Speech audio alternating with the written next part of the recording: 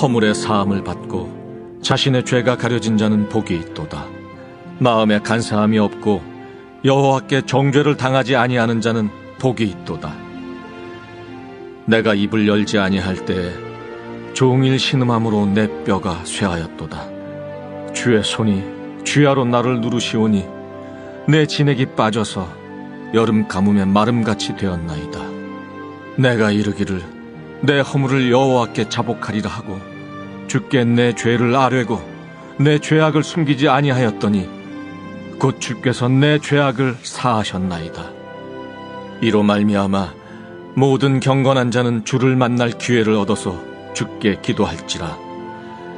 진실로 홍수가 범람할지라도 그에게 미치지 못하리이다. 주는 나의 은신처이오니 환난에서 나를 보호하시고 구원의 노래로 나를 두르시리이다. 내가 내 갈 길을 가르쳐 보이고 너를 주목하여 훈계하리로다. 너희는 무지한 말이나 노새같이 되지 말지어다. 그것들은 제갈과 굴레로 단속하지 아니하면 너희에게 가까이 가지 아니하리로다. 악인에게는 많은 슬픔이 있으나 여호와를 신뢰하는 자에게는 인자하심이 두루리로다. 너희 의인들아, 여호와를 기뻐하며 즐거워할지어다. 마음이 정직한 너희들아, 다 즐거이 외칠지어다. 아멘. 오늘은 우리가 영혼의 사운드 트랙 32번째 시편 32편을 함께 보기 원합니다. 오늘 말씀의 제목은 죄에 대한 솔직한 대화. 우리 먼저 기도하고 오늘 말씀을 함께 받겠습니다. 하나님, 다윗이 하나님 앞에서 자신의 죄에 대해서 솔직하게 대화하는 모습을 통해 우리 또한 우리의 죄에 대해서 가감없이 하나님과 이야기할 수 있는 오늘 이 아침 되게 하여 주옵소서. 예수님의 이름으로 기도합니다.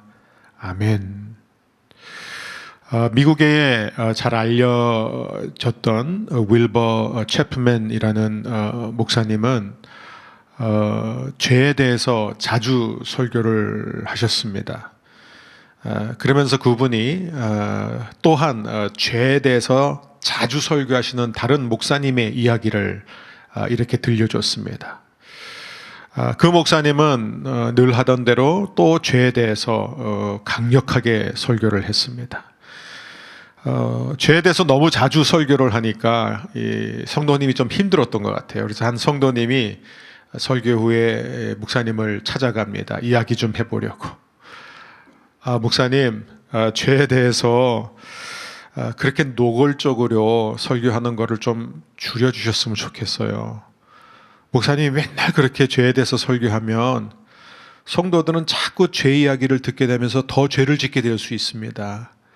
그리고 아이들도 자꾸 죄 이야기를 들으면 더 죄인 될 가능성이 높아지지 않겠어요?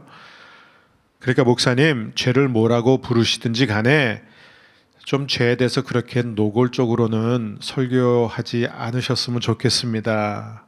이렇게 요청을 한 거예요. 그랬더니 이 목사님이 의자에서 일어나서 벽장 쪽으로 걸어갔다고 합니다. 그리고 그 벽장에 있었던 한 병을 꺼내는데 그 병에는 쥐약이라고 써 있었어요. 그 쥐약병을 들고 오면서 이 성도님에게 이렇게 말합니다. 무슨 말씀이신지 잘 알겠습니다. 그러니까 라벨을 바꾸면 좋겠다는 말씀이시죠? 그러면 제가 이 쥐약이라고 쓰인 라벨을 떼어내고 여기에다가 페퍼민트 에센스라고 좀 더 부드러운 이름을 쓰인 라벨을 붙여놓으면 그러면 좀 나아지겠죠. 그러면서 이렇게 말합니다. 좀 더 부드러운 이름을 여기에 붙인다고 한번 생각해 보세요. 이름이 부드러워지면 덜 위험한 물건이 될까요? 도리어 이름이 부드러워질수록 더 위험한 물건이 되지 않을까요? 시편 32편의 핵심을 찌르는 이야기입니다. 시편 32편의 핵심 가치가 바로 여기에 있어요. 이 본편은 참회 시편으로 분류가 되는데 이 라벨을 바꾸지 않고 죄를 죄라고 보며 죄를 있는 그대로 보고 또 죄의 결과도 있는 그대로 보여주는 시편입니다. 다시 말해서 성도의 삶 속에서 하나님 앞에서 죄를 고백하지 않고 그 죄를 그냥 숨기고 있을 때 어떠한 처참한 결과로 이어지는지를 보여주고 있는 것이죠. 다윗의 삶 속에서 드러났듯이 하나님께 죄를 고백하지 않게 되면 어떻게 되느냐? 삶의 모든 활기가 사라진다는 것이에요. 사는 게 아니라는 것이죠. 반면 죄를 고백하게 되면 어떤 일이 일어나느냐?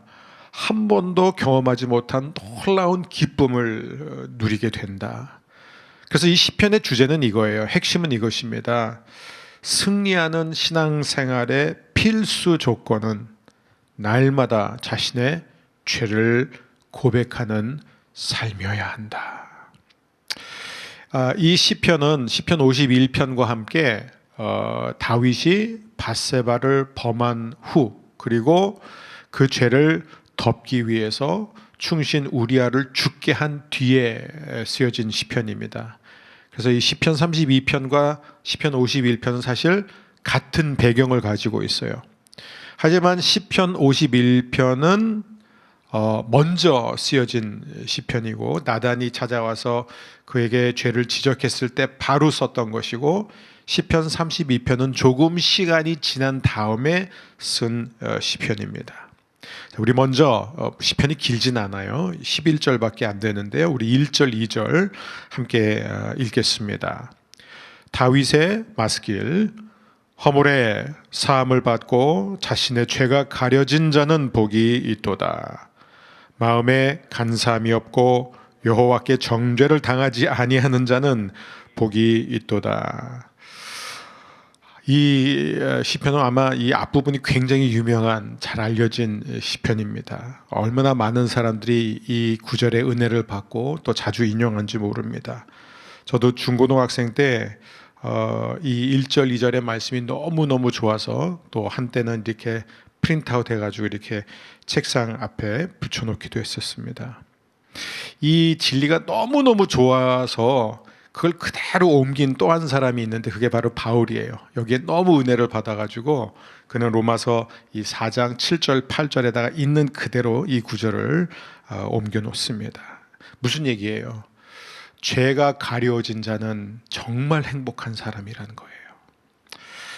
근데 여기에 우리가 좀 주목했으면 좋겠는 게 두 가지인데 첫 번째는 허물이라는 단어고 또 하나는 죄예요. 우리 1절을 보면 허물의 사함을 받고 그 다음에 자신의 죄가 가려진 자는 복이 있다.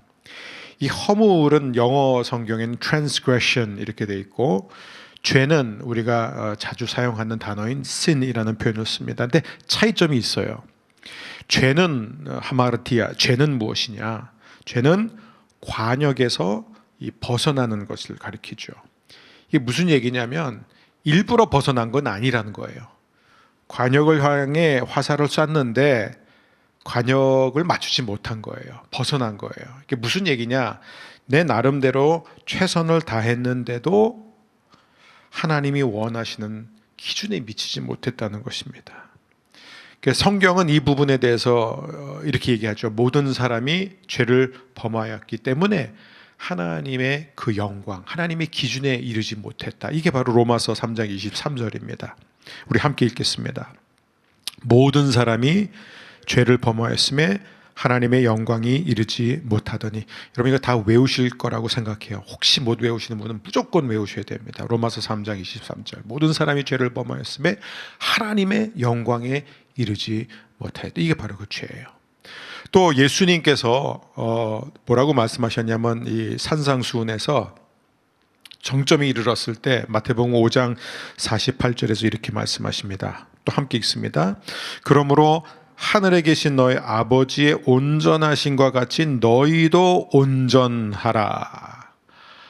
그러니까 무슨 얘기냐면 하늘에 계신 아버지가 온전하신 것처럼 우리도 온전해야 되는데 우리 온전하지 않잖아요. 그죠? 아무리 노력해도 안 되잖아요.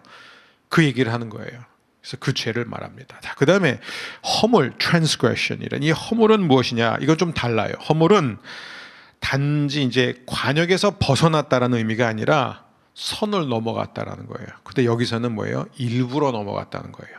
모르고 넘은 게 아니라 다 알면서 의도적으로 짓는 죄를 말하고 있습니다. 그래서 다윗은 자신이 죄와 허물을 둘 다 지었다는 것을 고백하는 거예요. 그러니까 일부러도 죄를 지었고, 그리고 나름 노력했지만 자신의 노력으로는 하나님의 기준에 미치지 못했음을, 즉 무슨 얘기냐면 알게 모르게 죄를 지었음을 고백하는 것입니다. 3절 함께 읽습니다. 내가 입을 열지 아니할 때에 종일 신음함으로 내 뼈가 쇠하였나이다. 역시 혹시 여러분 이런 경험이 있으신 분, 우리 다 있어야 돼요. 그게 정상입니다. 그리스도인들은 죄를 고백하지 않을 때에 정말 그 종일 신음할 수밖에 없고 뼈가 쇠해지는 것을 아는 사람이 그리스도인들입니다. 네. 이게 보니까 9개월 동안 다윗이 죄를 고백하지 않은 거예요. 9개월이란 걸 어떻게 하냐? 왜냐하면 이제 9개월쯤 되었을 때, 즉 그 밧세바에게 임신시킨 아이가 태어나기 직전이니까, 그러니까 이제 나단이 찾아오잖아요.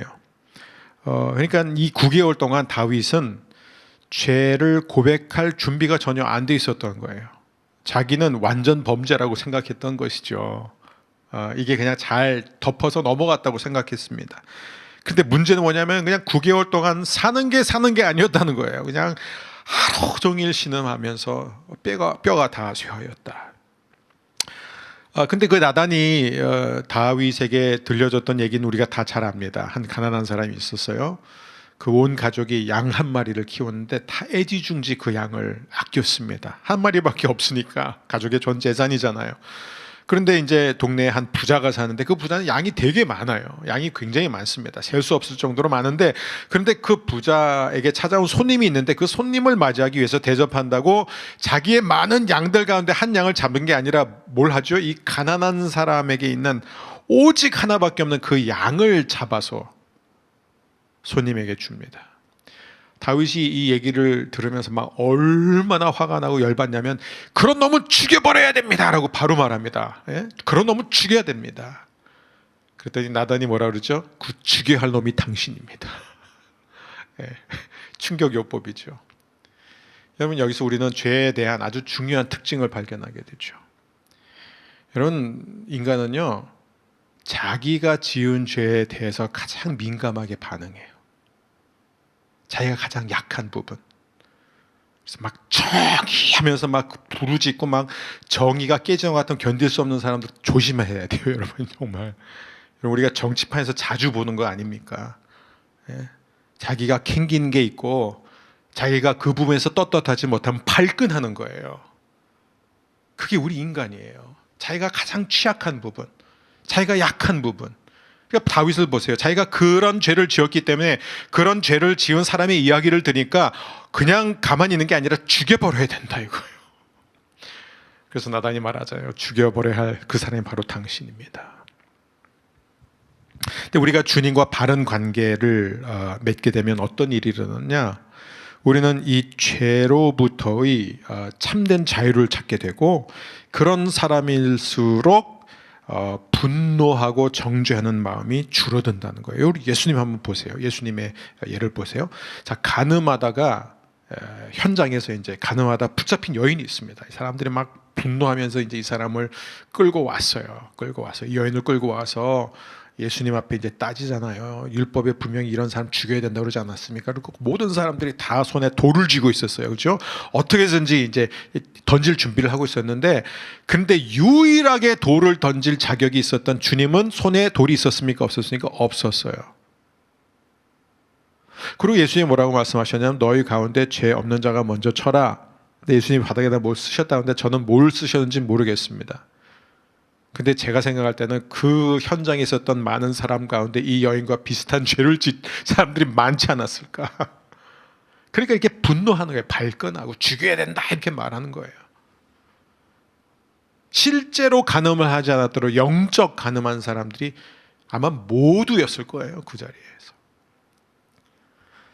그러면서 예수님이 이 여인에게 뭐라고 말씀하셨죠? 요한복음 8장 11절을 보게 되면 나도 너를 정죄하지 않는다. 무슨 얘기냐면 지금 너를 정죄하는 사람들이 어디 있냐 했더니 이 여인이 뭐라고 다 없어져 다 갔다 이거예요. 그러면서 예수님은 나는 너를 정죄하지 않는다. 그러니까 가서 다시는 죄를 범하지 말라. 여러분 우리는 여기서 배우는 게 뭐냐면 예수님을 닮아갈수록 우리는 다른 사람들에게 돌을 던질 확률이 줄어든다는 거예요. 그래서 교회 와서 막 죄를 짓는 모습 보고 발끈하고 분노하고 어떻게 저럴 수 있느냐 그런 모습이 좀 사라졌으면 좋겠어요. 왜냐하면 우리는 주님과 가까운 사람들이에요. 주님의 마음을 아는 사람들이에요. 또 이런 설교하면 또 발끈하는 분들이 있어요. 아이 그러면 죄를 어떻게 그냥 간과합니까? 간과하자는 얘기가 아니죠. 자 4절입니다. 함께 읽습니다. 주의 손이 주야로 나를 누르시오니 내 진액이 빠져서 여름 가뭄에 마름같이 되었나이다 셀라. 여러분 혹시 요즘 삶이 너무 내 삶이 요즘 왜 이렇게 건조할까? 내 삶이 요즘 왜 이렇게 내가 이렇게 피폐해졌을까? 내가 이렇게 마음에 여유가 없을까? 요즘 왜 내가 예전처럼 이렇게 뭔가 기운이 넘치고 성령님이 나와 그냥 함께 하시는 걸 못 느낄까? 한번 생각해 보세요. 혹시 내 안에 아직 처리하지 않은 죄가 남아 있는지. 여러분 오해하지 마세요. 모든 메마름과 모든 탈진이 다 죄 때문만은 아닙니다. 그건 분명해요. 그러나 죄 때문일 경우가 참 많다는 거예요. 5절입니다. 함께 읽습니다. 내가 이르기를 내 허물을 여호와께 자복하리라 하고 주께 내 죄를 아뢰고 내 죄악을 숨기지 아니하였더니 곧 주께서 내 죄악을 사하셨나이다 셀라. 저는 이 쉬운 성경을 이걸 굉장히 재밌게 쉽게 옮겨놨는데요. 우리 함께 읽겠습니다. 그래서 나는 내 죄를 덮어두지 않고 주님께 숨김없이 털어놓았습니다. 지은 죄를 숨기지 않았습니다. 내 죄를 주께 고백할 것이다. 내 잘못을 여호와께 아뢰리라 하고 다짐했습니다. 그러자 주님은 내 죄와 잘못을 용서해 주셨습니다. 아멘. 오늘 이 아침 우리가 어떤 작은 죄도 숨기지 않고 주님 앞에 솔직하게 대화하고 털어놓는 귀한 은혜의 자리가 되기를 바랍니다. 이 모든 것은 우리의 다짐에서 시작됩니다. 내가 더 이상 죄를 숨기지 않고 주님 앞에 죄를 다 털어놓겠습니다. 자, 여기 굉장히 재미있는 표현이 있어요. 내 잘못을 여호와께 아뢰리라 하고 다짐했습니다. 그러자 주님은 내 죄와 잘못을 용서해 주셨습니다. 여러분 보세요. 내 주를 주께 고백할 것이다. 내 잘못을 여호와께 아뢰리라. 이게 지금 어떻게 되어 있냐면은 했다는 게 아니라 회개를 미래 시제로 표현하고 있어요. 내가 할 것이다. 내가 주님 앞에 내 죄를 숨기지 않을 것이다. 내 죄를 있는 그대로 고백할 것이다 라고 했는데, 그런데 하나님께서 자신의 죄를 용서하시는 것을 과거 시제로 써요. 그러니까 회개는 미래 시제고 용서는 과거 시제로 표현하고 있습니다. 왜 그럴까요? 시제가 틀린 게 아니라, 그리고 또 다윗이 죄를 고백하기도 전에 하나님이 이미 그를 용서해 주셨다는 얘기도 아닙니다. 그렇게 해석하는 학자들도 있어요. 아니에요. 회개하기 전에는 하나님이 어떤 죄도 용서해 주시지 않습니다. 그런데 왜 내가 회개할 것이다 라고 했는데 이미 용서해 주셨다고 하느냐? 하나님께서 우리의 죄에 그만큼 확실하게 용서해 주신다. 그러니까 용서의 확실성을 보여주기 위해서예요. 죄사함의 확실성을 보여주기 위해서. 우리가 회개하기만 하면 바로 그 순간 이미 용서하실 준비가 돼 있는 하나님이 용서해 주신다, 그 얘기입니다. 여러분 성경을 이렇게 읽다 보면 하나님을 보면서 뭘 느끼세요? 저는 하나님에 대해서 제일 힘든 게 뭐냐면 너무 느긋하시다는 거예요. 진짜 우리 하나님은 우리 인간적인 시간표로 보면 너무 뜸들이세요. 너무 뜸들여요. 그러니까 너무 다행인 거죠. 하나님이 그렇게 오래 참고 뜸 들이니까 저와 여러분이 지금 살아있는 거 아닌가요? 이렇게. 근데 우리 하나님이 딱 한 번 되게 급하신 분으로, 왜 저렇게까지 급하실까? 당시 그 풍습 문화로 봐도 이거는 하면 안 되는 행동을 하나님이 하세요. 그게 뭔지 아세요? 누가복음 15장에서 집을 나갔다 돌아오는 그 아들이 돌아올 때 아버지가 뛰어나가잖아요. 그게 무슨 얘기냐면 하나님이 우리의 죄를 용서해 주는 데 있어서는요 굉장히 적극적이십니다. 이 아들이 아직 아버지 제가 죄를 지었습니다라고 말도 하기 전에 그냥 돌아오겠다고 결심하고 오고 있는데 아버지는 그 모습을 보자마자 그냥 달려나갑니다. 그걸 얘기하는 거예요 지금. 여러분 오늘 이 아침에 내 죄를 주님 앞에 고백하겠습니다 라고 마음의 다짐이 서는 순간 하나님은 여러분은 용서해 주실 줄 믿습니다.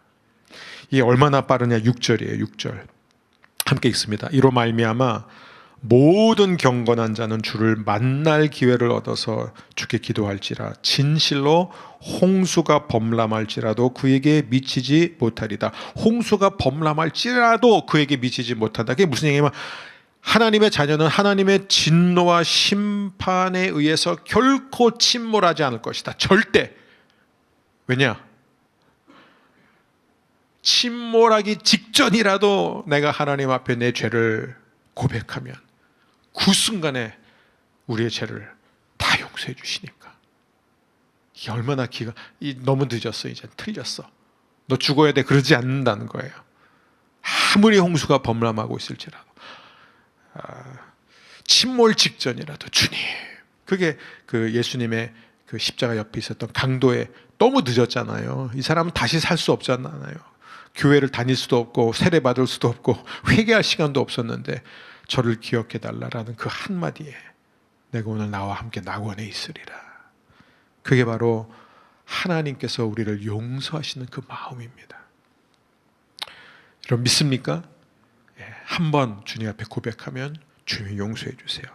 자, 우리 7절에서부터 10절까지 한 목소리로 함께 읽겠습니다. 7절에서 10절입니다.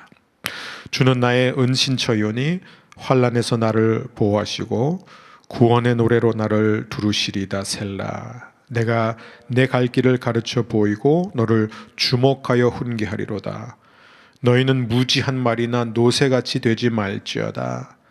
그것들은 제갈과 굴레로 단속하지 아니하면 너희에게 가까이 가지 아니하리로다.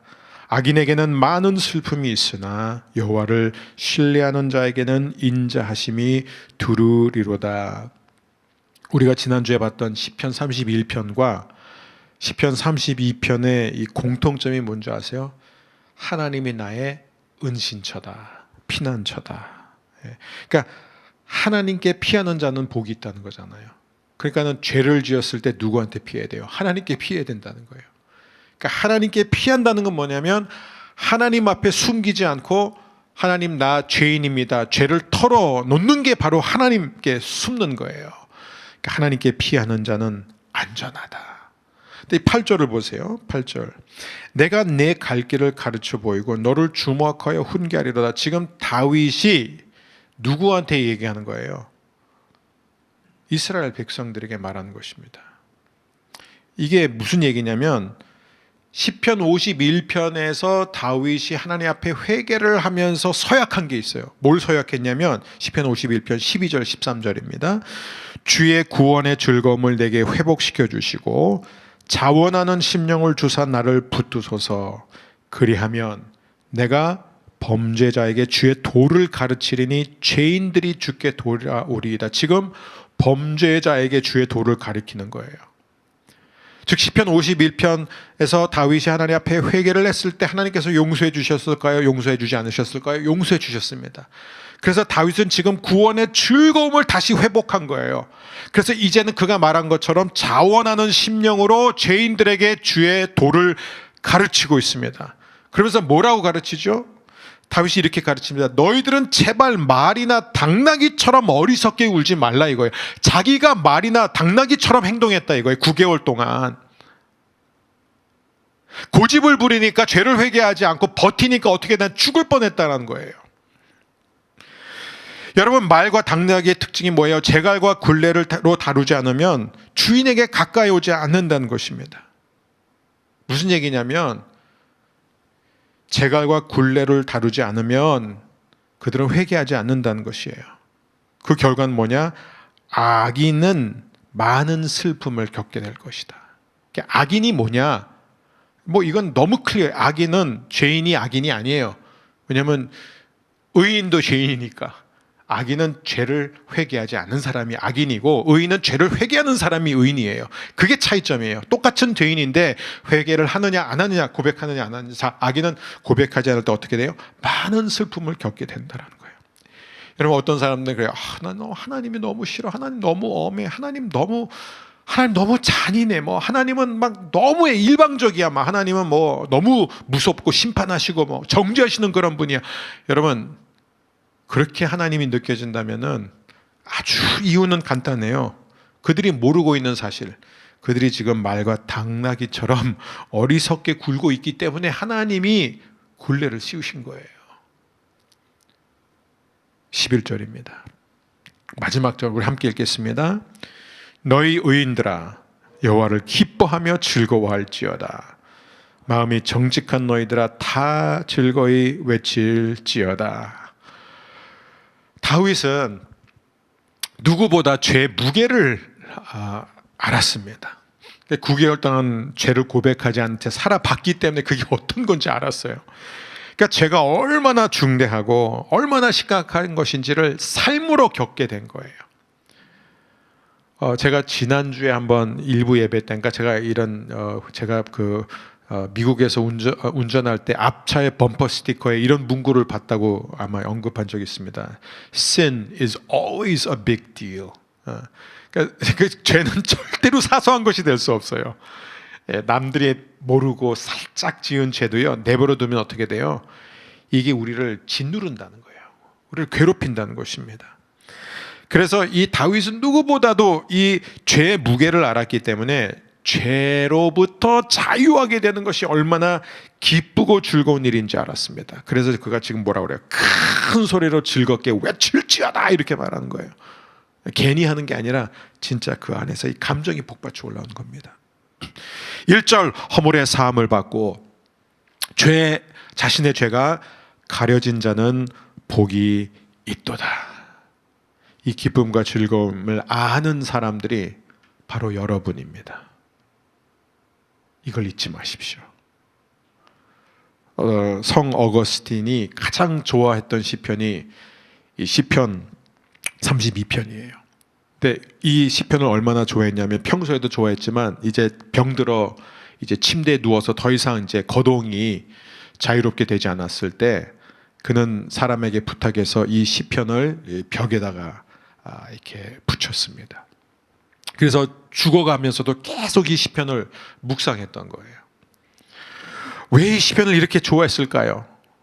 어거스틴은 이렇게 말했다고 합니다. 자신이 죽을 죄인이라는 사실을 아는 것이 모든 지혜의 근본이다. 정말 맞습니다. 자기가 얼마나 심각한 죄인이란 것을 아는 것이 모든 지혜, 지식의 근본이다. 하나만 더 나누면 찰스 스펄전이 어떻게 그렇게 훌륭한 설교의 황태자가 될 수 있었을까요? 이 스펄전 목사가 10대 때 예수님을 믿고 구원을 받게 됐는데요. 근데 예수님을 믿기 전 5년 동안 지옥의 삶을 살았어요.